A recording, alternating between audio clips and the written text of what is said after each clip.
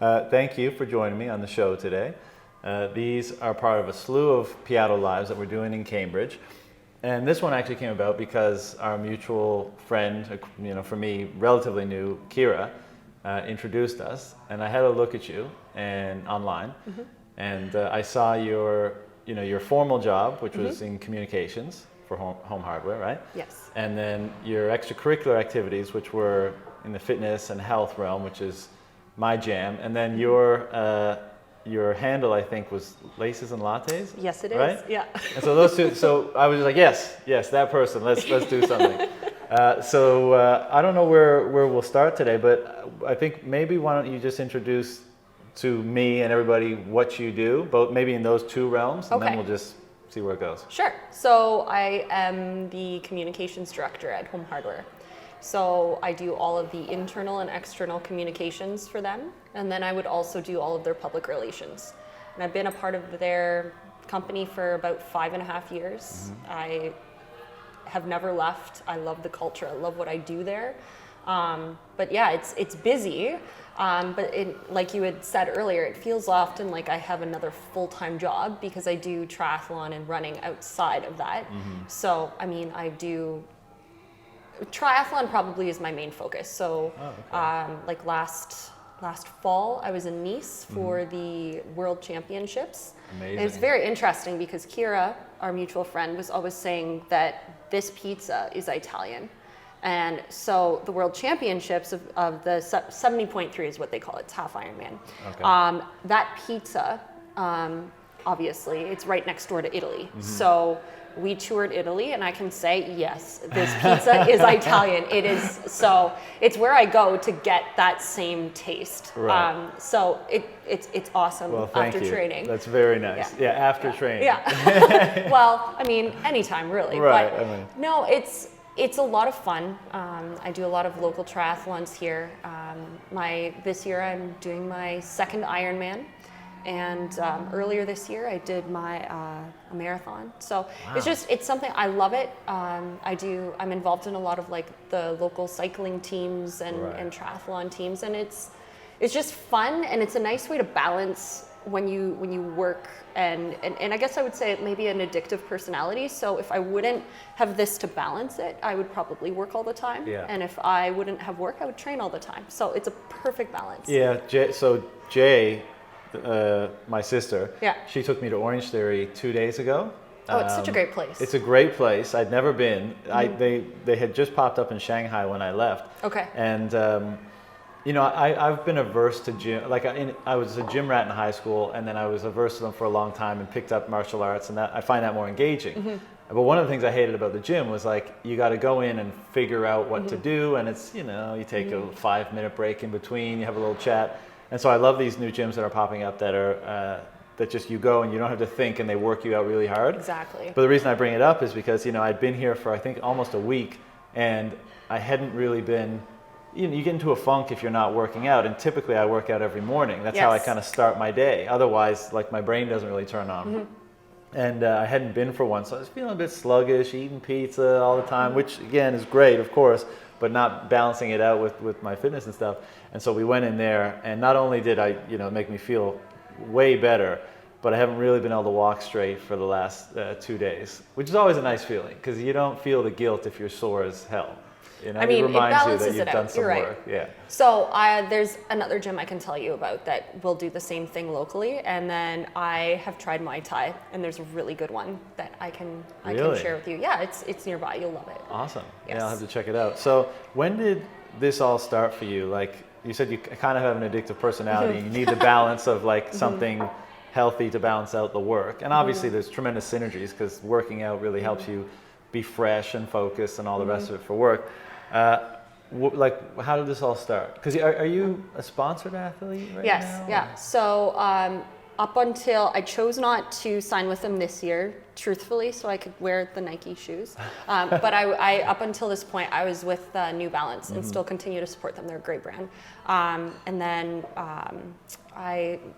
some nutrition sponsors, and it's a lot of fun because my sport is very expensive. Right. I've sort of landed in cycling, adventure racing, and triathlon, which tend to be pricey sports. So having sponsors is really helpful. Is adventure racing like Spartan type stuff, or? So, no, but it's, people sometimes cross it over, and sometimes they use the term interchangeable. So adventure racing is where it's a crazy sport where you don't actually know where the race starts. So you know generally where it's going to start, and it's comprised of 4 or 5 different disciplines. So you're hiking or trail running, you're mountain biking, you're rock climbing, you're paddling, and you're orienteering. So they go up to, I think the World Championships is like a 6-day long race. The longest one that I've ever done is 72 hours, but then you do it in a team of 4 people, and you need to hit checkpoints. And it's often in these wild, like abandoned places in the world, which is a really fun way to see like farthest reaches of the world, right? Right. And so you work as a team to find checkpoints on this map. And they'll swap out the disciplines. So you'll bike here, along the way you'll find all these checkpoints. There'll be a transition area, and then you're on the water, and then you're finding these, sometimes running up mountains to find a checkpoint at the top of the mountain. And sounds awesome. It's awesome. It's awesome. I'd love to so do that. I'm sure there's one in Thailand. Yeah, there must be. It's a perfect place for something like that. Yeah, it's a really, really fun sport. Is it like difficult physically? It is. It's different. And this is why I like the range of sports that I do. So for instance, like cycling, I'll do a type of cycling called crits or criteriums, which is like an hour or less of just redlining, and you're sprinting. So that's probably the fastest, most like high octane type of sports that I do. And then adventure racing is probably like it's more aerobic. So you're just, like I said, it's trail running, but when you are, and to pick on my 72 hour, like you're going without sleep. You're not going to be sprinting hard for 72 hours. No sleep at all. So that's where working as Or a you can team, choose you need to be strategic, because if you want to place high, you need to limit your sleep. So there definitely is a sleep deprivation component to it, and like learning how to fuel. And I definitely have had a pizza in a transition area. I mean, you just. Do you see, like, so it makes me think of this race that myself and Brian, the founder of Piatto, did in Scotland like 20 years ago now. But it was a 54-mile in 24-hour hike through the Highlands. And we had 3 checkpoints, I think, throughout the period where you could like fuel up and your crew would be there to give you food. But I ended up, I guess, making a mistake and like sitting down for over a half an hour, and I found like everything seized up, especially towards the latter part of the race. Like, and I would have to walk like a gorilla for like an hour once we left the checkpoint just to like get straightened up again. Is that like, does that kind of stuff happen in the race you're describing, or are you just better, smarter, and in better shape than I was? I think the worst one that ever happened to me was so I did a 48-hour in Indiana in winter in January. So it was the coldest thing I've ever done. Note, I've done it once. I never will do that one again, only just because I'd rather be hot than cold, honestly. Same. Well, if you live in Thailand, right? Yeah, right. I can deal with the sweat. But no, it happens. Like, so you just want to keep moving. You just never sit down. And so all this competing is still happening like now, today? Yes, yeah. So you're saying adventure racing? Well, that and the running and the triathlons and everything is like, you still actively compete across all domains. So adventure racing, last year was the first one that I didn't. Adventure race, mainly just because our captain was injured last year, and this year he's getting married. So for that one, I've sort of put that in the back burner. Really focusing a lot more on triathlon right now. So the beginning of the year, I focused on running, did a marathon, and now for the rest of the year, really focusing on getting ready for I'm doing the Florida Ironman in November. So all of my races are building up towards competing in that one. Right. Yeah. So an Ironman is like some of the hardest triathlons you can do, right? It's I don't know too much about that world. Is it the length of the? Yeah, it's the length. So the swim is 4 kilometers. The bike is 180 kilometers, and then you do a marathon in the back half of it. So it's interesting trying to balance both, like a full-time job and that, because it really is. I mean, if in your peak week of training, when you're building, you obviously want to build up and then taper a little, and then if you can do a couple cycles of that, just to make sure that you have you're as fit as you can be for that race. Yeah. But in that peak week, sometimes you're upwards to 30 hours of training a week. So really, sometimes it feels like all I do is work and train, which I love both, so it's okay. Yeah. And then earlier you asked how I got into it. When I was a kid, I didn't do any sports at all. And I think later on in life, I had a little bit of like FOMO, fear of missing out. So I started running about 10 years ago, and that sort of spiraled into, I met such a great athletic community locally, and they sort of introduced me, and I'm a yes person, so I just keep going. What is it about like competing? Because you get into it and I guess you feel some of the benefits. You're like, oh, this is, this makes me feel good. My health, my life feels more balanced. I'm healthy. I'm more productive. All that stuff. What is it about competing? Like, what's the draw of competing, based on all that? So, I'm obscenely competitive. Like I always say, it's like everywhere. I play to win. I play to win. Yeah. Okay. Yeah. And so we get confirmation down the back. There's a head nods. There's head nods happening. So the thing is, everything that I've learned about perseverance and grit and pushing through obstacles, I've learned from sport, and I find it really translatable into my work life. Right. So that's why I love the sports, because it helps you play out. It helps you play out failures too on a scale that is very forgivable, so that you can translate that directly into life. So where the competition comes from, I think it's just who I am, but I enjoy competing, and it gives me a safe outlet to be able to do it there without being overly aggressive at work, I guess. Yeah, no, I love that answer. And I found the same, for myself, is that it's like a microcosm of, that dynamic generally where you encounter obstacles, whether it's like late in the race and your shins are hurting, or your calves are hurting, your lungs are burning, whether it's a race or competing in martial arts or something else, like that's where you really encounter what you're made of, right? That's why I think that's one of the appeals, other than the adventure of competing and wanting to like beat the hell out of the person behind you, but that you meet the truth of yourself, and that's the thing that I find. I like that. Yeah, that's the thing that I find is transferable, because like how far you can push, the obstacles, whether they're physiological or exterior, that you can meet and push past. Right? And I think that's part of the addiction of it, and just for my own part. Anytime I've ever competed, and the reason why I love watching sports generally, pretty much whatever it is because you can get a sense for that. Like these two people are in this case of martial arts, people are coming together, and they're both like, you can't fake it in that domain. Like you just got to bring everything you have to the table and see if someone else brings more. And whether it's someone who's like 10 meters behind you before the finish line or 10 meters in front, and once you do that kind of stuff, and that's why I think these things are so valuable, because when you transfer them to your professional life, that grit obviously carries over. For sure it does. And I think I find the average person tries to live their life being as comfortable as possible.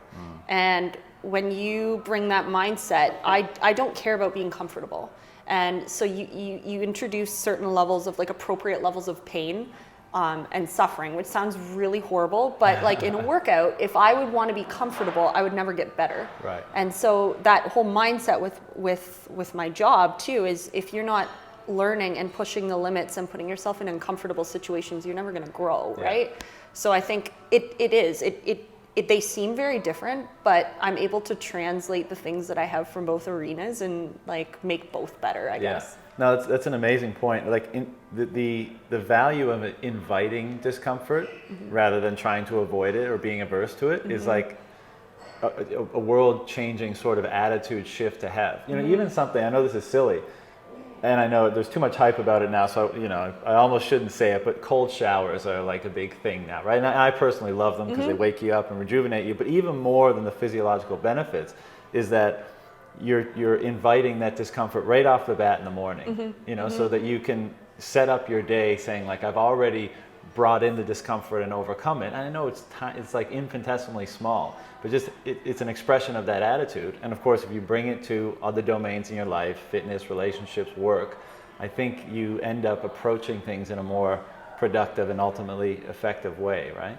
Exactly. And the other thing is, like, you should have cold showers because at the end of it, like, if you're conditioning your hair, it seals in the moisture. So there's, Really? it's not just health. See, oh, yeah. I didn't know Yeah, that. This yeah. is why we do these. I Yeah. like to learn from people.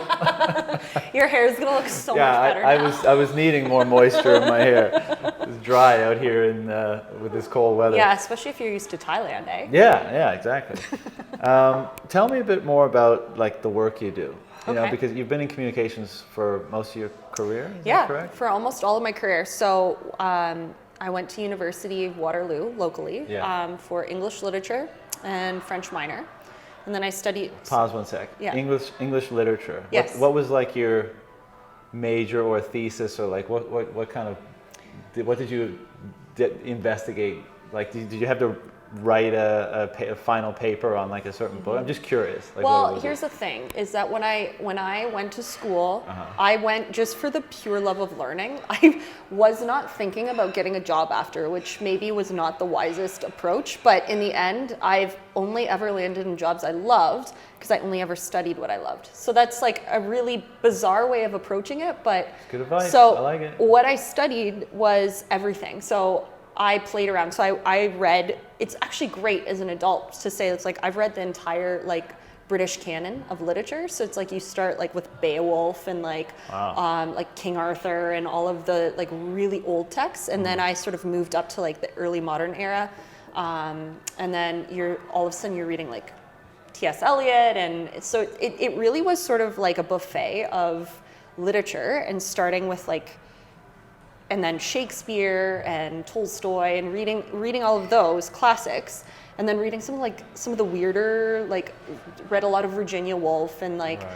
and then sort of seeing this cross section of it, and then figuring out like what do I like, and then borrowing different elements of that. So I think I really loved. I loved the like 1950s, 1960s authors, and like the American authors. Right. They were, you know what? I'm going to send you a list. There's too many of them, but like it was such a fantastic time. I just learned, and I Right. did a lot of reading, but when I went to graduate, I'm like I thought I was going to be a teacher, and I went to a school, and I worked alongside a teacher who's essentially had my dream job. Right. And I realized it was not at all what I wanted to do. So I then just needed to go through a process of like figuring out what do I do now. So I tried everything. Like I was in fitness for a while, so I was like a personal trainer and like a spin instructor. I worked at a magazine. I sold advertising. Like and I'd go to every networking event. And eventually I landed on this concept of like communications and public relations. And I was like, I love to talk, I love to read, I love to communicate. And I love what was happening in like the social media space. Mm-hmm. So that was kind of a job that could tie it all together. Right. And then the bow on the top was, I love home hardware and it's local. So I truthfully almost stalked my now boss because I was like, this is a human I would love to work for. So I would write him an email every 3 months, just checking in, showing like, here's how I grew in like my communications and the things that I was investing in to learn. So then I joined Home Hardware in like 2014 in their public relations space. Yeah. So then I did all their crisis communications, all of their media campaigns with like the earned media. Yeah. And then that has evolved now to take the communications as a part of their strategic plan and make sure that all of our shareholders, which is the store owners, and then internal team members have the same message. So I run like almost mini campaigns internally, as well as doing all of the PR and crisis communications as well. I love it. It's like every day is different, and Right. like every day is a different day. See, I think what you just said is so important because, of course, nobody knows what they want to do when they're 18, No. right? When they go to university, or many people. And then even when you come out, I mean, for a lot of us, university was some books, lots of booze, and you know that kind of a thing. And even if it wasn't lots of booze, maybe your thing was video games or whatever. But you know, it's hard, especially with all the deadlines that are inherent there. It's hard to really figure out what you want to do. But there's a lot of pressure to come out and be like, this way. Right. So I definitely respect, and my story is very similar, just coming out and like trying this for a couple of years, trying that.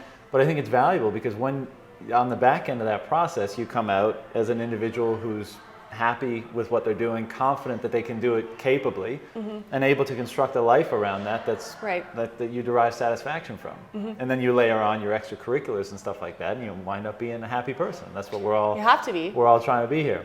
Right. What did you? But I want to know. So you said you kind of hounded the person you wanted to work for. Yes. What was it about that person that made you want to work for them? And the reason why I ask, and I'll give it a bit of context, is I think it's really hard for someone to determine what they want to do with their life, especially when you haven't tried a lot of stuff, because how could you, right? You have a certain maybe competency, but that doesn't necessarily mean you enjoy it. Luckily for you, you said you studied what you enjoyed, and that's very helpful. But a lot of people come out and say, well, what the hell should I do? But the thing that we can all do from the time we're like 10 years old or later, maybe even earlier, is we know the type of people we like to be around. Right? We know the type of people we like to interact with and communicate with and engage with. And so, when I've thought about my own career, when I've talked to friends about this kind of stuff, I'm always like back away from the what first and go to the who. Like, who are the people that you really see yourself jiving with and communicating properly with? So what was it about this CEO or owner or someone at Home Hardware that you wanted to work with? Well, it's interesting you say that, because recently I was speaking at Conestoga College and a student raised their hand and asked me, when I'm just about to go and I'm going to try to find a job, do you have any advice for someone who wants to first break into that job market? And so I say this because it's the same answer of how I chose who I wanted to work for. I said, you shouldn't be looking at how to get the job. You should be looking at what is the culture of the organization and who are the people you're going to be working with, because you're going to be with them more than your own family.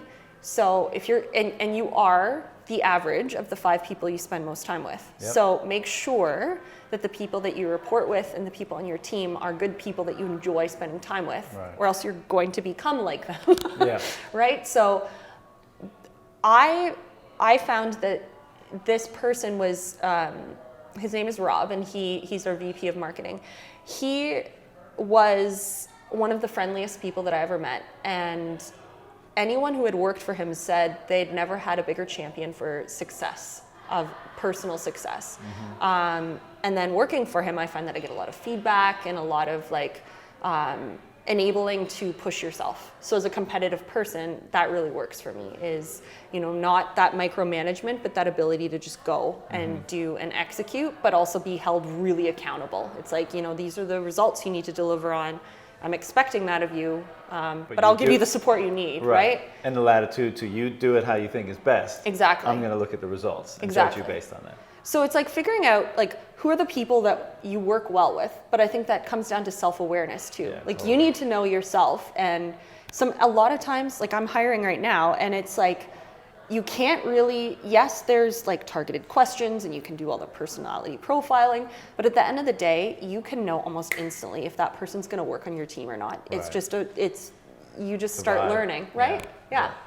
You should do this. I've always thought this would be a cool format to hire people under. Not to put too much pressure on, but just be like, what do you like when you sit down for a conversation? Just no particular bent, but what are you all about, I guess. But you're right, I agree, you can get that sense from people as soon as you meet them, whether or not they're going to be suitable for the job you're looking to put them into. Exactly. One last question, and it's kind of, or maybe the last question, we'll see. But it's kind of more specific. You're in communications. I assume that means you're familiar with the marketing, branding landscape. Just out of curiosity, what's coming across your desk? What's happening in your world in that regard? What's kind of new and what's working, and you know what I mean? Just because we're, this is part of the stuff that the content that we think is valuable. We want to highlight great people, like I explained to you before. And I don't think it's kind of unique, and for that reason, it's fun to do. Yeah. But I'm always curious how people are thinking about marketing, branding, content, that kind of stuff. What are your thoughts? Well, In terms of what I think just expectations of people nowadays is corporate social responsibility. There's this trend of people where you even look at the food industry, people want to know right down to the farm of where their food was grown. So you can turn it over and you can enter that information online. So that's a really powerful branding technique. But I'm finding that our customers are expecting us to have a solution in figuring out, how do you work well and make sure that you are good to the environment? What are you doing to make sure that you have acquisition and you make sure that you're getting good products and manufacturing locally whenever you can. Right. I think people really like that. Like that's sort of smaller and then customized, right? So I mean, you starting to be able to like customize your coffee order, and your smartphone just knows. Right. So how do you customize your experience for your customers and make sure that it's something that they feel that even though you serve X number of people per day, when they walk in the door, they're really special and they are like customer number one. Totally. So I mean, those are some really big ways that I find that customers are expecting that, and then just when you shift online, like they expect you to be able to deliver right away. So people are, the amount of increase in search on Google that just ends in "for me." Like everyone wants their searches not just like what's the best pizza, it's what's the best pizza for me. Really? Yeah. So Wow. it's all about like Google, know who I am, and then it's also like Piatto, know who I am, right? And why is this the best place for me? Well, for me, it would be, I've traveled to Italy, I've eaten a lot of pizza there, and I want to have that experience again. So Google actually knows my travel plans. So how would they be able to connect that, right? And then when I walk in the door here, how can Piatto give me that experience that would be personal, that would be, I mean, just the fact that I get a little limoncello to end my meal every time I'm here, like it's special, checks right? in the mail. Yeah. This is all great. Keep going. But no, it's that immediacy, right? Yeah. I mean, I work in retail, right? So you're competing with, when you're a store, you're competing with Amazon, you're competing with the fact that they can get anything immediately.